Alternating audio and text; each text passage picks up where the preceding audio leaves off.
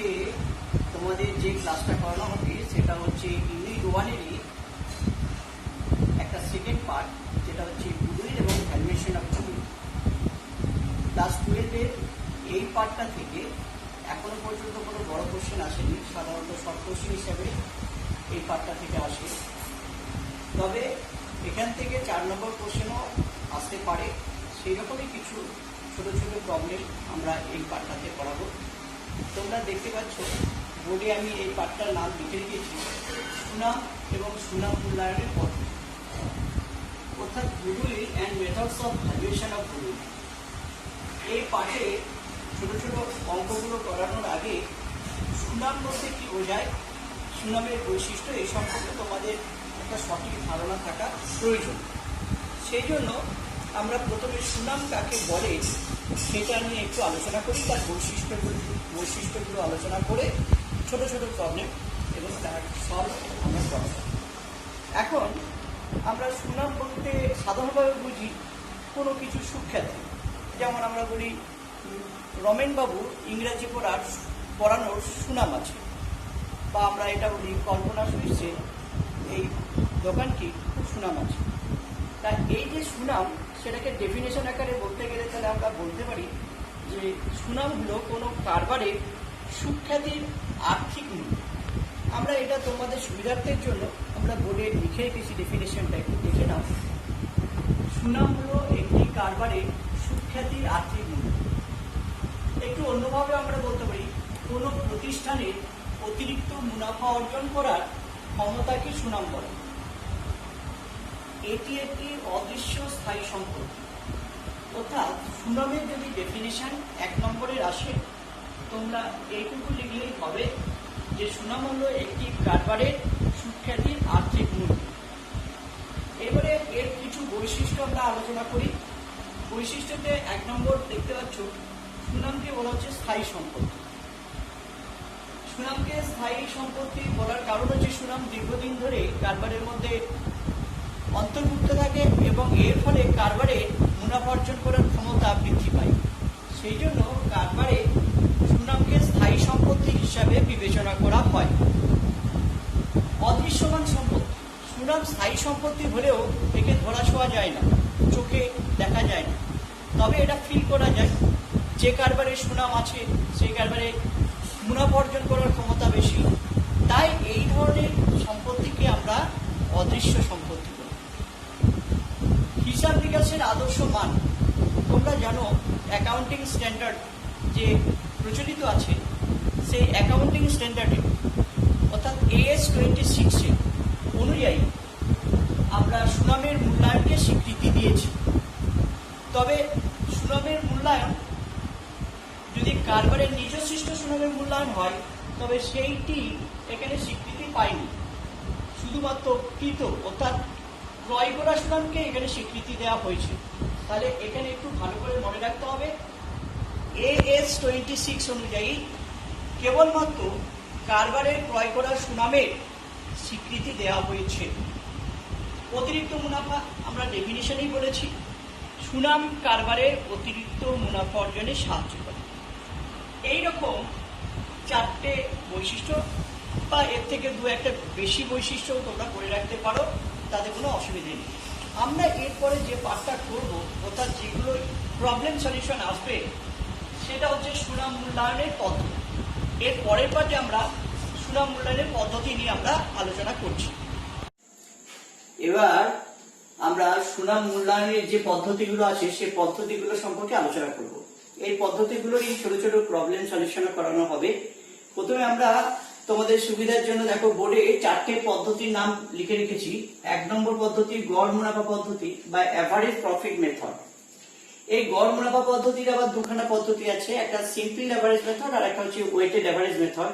অঙ্ক করানোর সময় আমরা এই 2 ধরনেরই প্রবলেম করাবো। অতি মুনাফা পদ্ধতি সুপার প্রফিট মেথড, আর 3 নম্বর হচ্ছে মূলধনায়ন পদ্ধতি বা ক্যাপিটালাইজেশন মেথড। 4 নম্বর বার্ষিকী পদ্ধতি বা অ্যানুইটি মেথড। এখন আমরা যেটা করাবো সেটা প্রথমে 1 নম্বরে তোমরা দেখতে পাচ্ছ গড় মুনাফা পদ্ধতি, অ্যাভারেজ প্রফিট মেথড। এই পদ্ধতি সম্পর্কে আমরা এটা আলোচনা করব। আমরা প্রথমেই বলেছি যে গড় মুনাফা পদ্ধতি, আবার 2টো পদ্ধতি আছে, এক নম্বর হচ্ছে সিম্পল আর একটা হচ্ছে ওয়েটেড। আমরা দেখতে পাচ্ছি এর দুটো পদ্ধতি আছে, একটা simple average profit method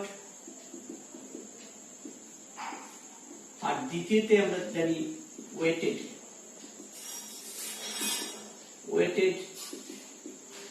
average profit method. প্রথমে আমরা দেখব যে এই সিম্পল অ্যাভারেজই বলো আর ওয়েটেড অ্যাভারেজই বলো, অ্যাভারেজ প্রফিট মেথড বলতে কি বোঝায়। প্রথমে তোমাকে কয়েকটা বছরের গড় বের করতে গেলে কি করতে হবে, কয়েকটা বছরে তোমাকে প্রফিট দিয়ে দেবে। আমরা একটা এক্সাম্পল নিতে পারি, মনে করো 2016 সালের প্রফিট, 2016 সালের প্রফিট মনে করো 50,000, 2017 সালের প্রফিট মনে করো 1 লক্ষ, 2018 সালের প্রফিট মনে করো 50,000, আবার 2019 সালের প্রফিট মনে করো 1 লক্ষ। তাহলে এখানে তোমরা দেখতে পাচ্ছ 4টে ইয়ার দেয়া আছে। তাহলে এই 4টে ইয়ারের অ্যাভারেজ প্রফিট বের করতে গেলে কি করবে, এখানে আমরা অ্যাভারেজ প্রফিট বের করতে গেলে কি করি না, 4টে ইয়ারের প্রফিটকে আমরা যোগ করব, অর্থাৎ 50,000 প্লাস 1 লক্ষ প্লাস 50,000 প্লাস 1 লক্ষ, আর যেহেতু 4 বছরে দিয়েছে দেখে 4 দিয়ে ভাগ করব। তাহলে আমরা দেখতে পাচ্ছি মোট যোগফল হচ্ছে 1 লক্ষ, 2 লক্ষ, 3 লক্ষ ডিভাইডেড বাই 4। এইটা হলো অ্যাভারেজ প্রফিট, যা মান বেরোবে সেটা হচ্ছে অ্যাভারেজ প্রফিট। কত মান বেরোবে দেখে নাও,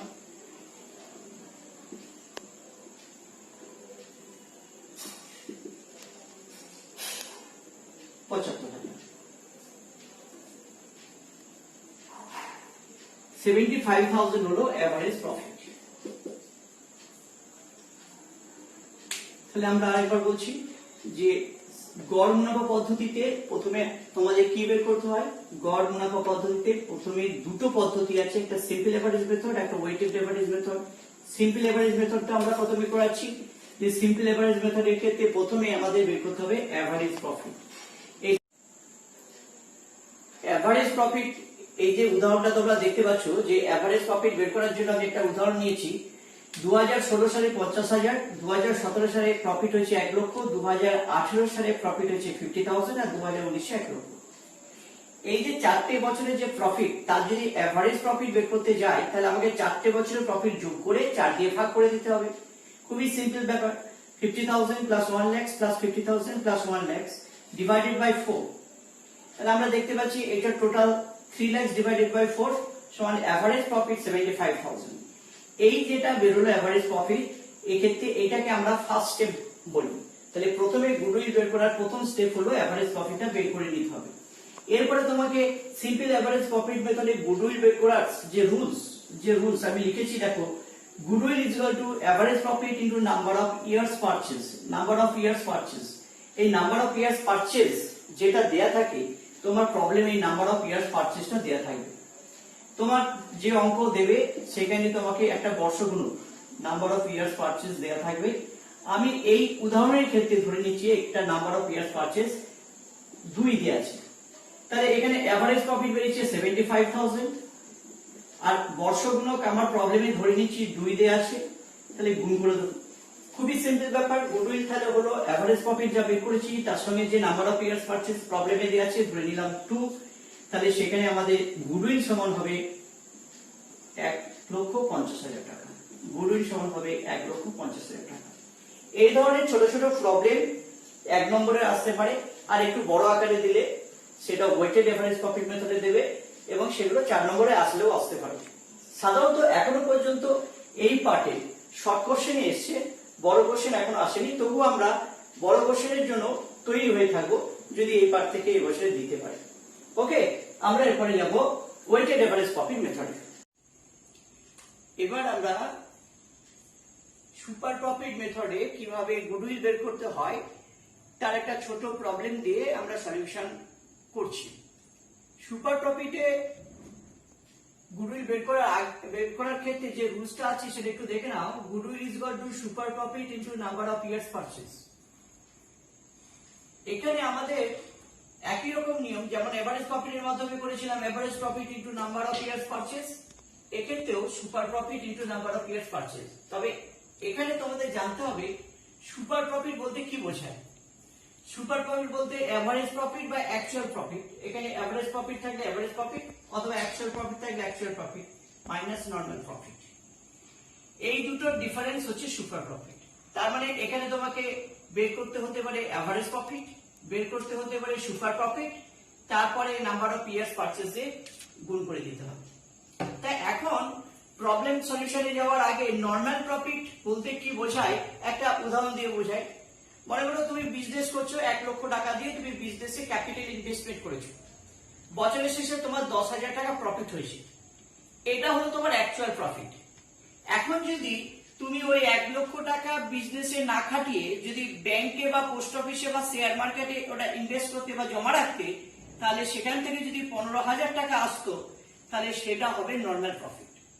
অর্থাৎ তোমার ক্যাপিটাল এমপ্লয়েড এর নরমাল রেট থেকে যে প্রফিট আসে সেটা হলো নরমাল প্রফিট। আবার বলছি, ব্যবসা চালিয়ে তোমার 10,000 টাকা প্রফিট হলো, এটা এভারেজ প্রফিট বা অ্যাকচুয়াল প্রফিট।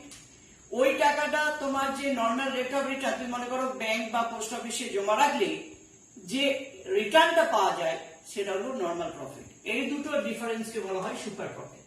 এইবারে আমরা একটা প্রবলেম দিয়েছি, প্রবলেমটায় দেখতে পাচ্ছ এখানে 2 years purchase of super profit বলেছে। মেথডটা 2 ইয়ার্স অর্থাৎ 2 দিয়ে গুণ করতে হবে। এইবারে তোমাকে বের করতে, অঙ্কটা করার জন্য যে পার্টিকুলারস গুলো দিয়েছে, ক্যাপিটাল এমপ্লয়েড দিয়েছে, তোমাকে 4 বছরের প্রফিট দিয়েছে, আর নরমাল রেট অফ রিটার্ন দিয়েছে 25%। স্টেপ 1 এ আমরা কি বের করব? Average profit. স্টেপ 2 তে সুপার প্রফিট, স্টেপ 3 তে গুডউইল। তাই আমরা এভারেজ প্রফিট বের করতে গিয়ে দেখেছি 4টে বছরের প্রফিট যোগ করেছি। যেহেতু 2016 সালে লস আছে 1,20,000, তাই এটা মাইনাস হয়েছে, তা নাহলে প্লাসই হতো। এইভাবে 4টে বছরের প্রফিট যোগ করেছি, লস থাকার জন্য এটা মাইনাস হয়েছে, ডিভাইডেড বাই 4। এভারেজ প্রফিট 4,50,000 বেরিয়েছে। এইবারে আমরা নরমাল প্রফিট বের করব। নরমাল প্রফিট মানে capital employed into normal rate of return. প্রবলেমে দেখো 12 লক্ষ আছে capital employed, normal rate of return 25%, সুতরাং 12 লক্ষ ইনটু 25%, 3 লক্ষ হচ্ছে নরমাল প্রফিট। এইবারে সূত্র অনুসারে আমরা আগেই লিখেছি super profit is equal two average profit minus normal profit. তাহলে এখানে 4,50,000 থেকে 3 লক্ষ বাদ দিয়ে দিলে সুপার প্রফিট হয়ে গেল 1,50,000। এইবারে সূত্রে ফেলে দাও, goodwill is equal to super profit into number of years purchase. Super profit 1,50,000 বসিয়ে দিলাম, number of years purchase 2 into 2 করে দিলাম, 3 লক্ষ আমার গুডউইল ভ্যালু বেরিয়ে গেল। এইভাবে ছোট ছোট প্রবলেম সলিউশন তোমরা বই থেকে আরো কিছু প্র্যাকটিস করবে। এছাড়াও আরো দুটো পদ্ধতি আছে, ক্যাপিটালাইজেশন মেথড, অ্যানুইটি মেথড, এরও ছোট ছোট প্রবলেম 2-1টা সলিউশন করবে। এইভাবে ইউনিট 1টা প্র্যাকটিস করে যাবে। এছাড়া ইয়ারের কোশ্চেনগুলো অবশ্যই সলভ করে দিবে প্রফিট অ্যান্ড লস অ্যাপ্রোপ্রিয়েশনে, তাহলে এই চ্যাপ্টারটা তোমাদের কভার হয়ে যাবে। ওকে, থ্যাংক ইউ।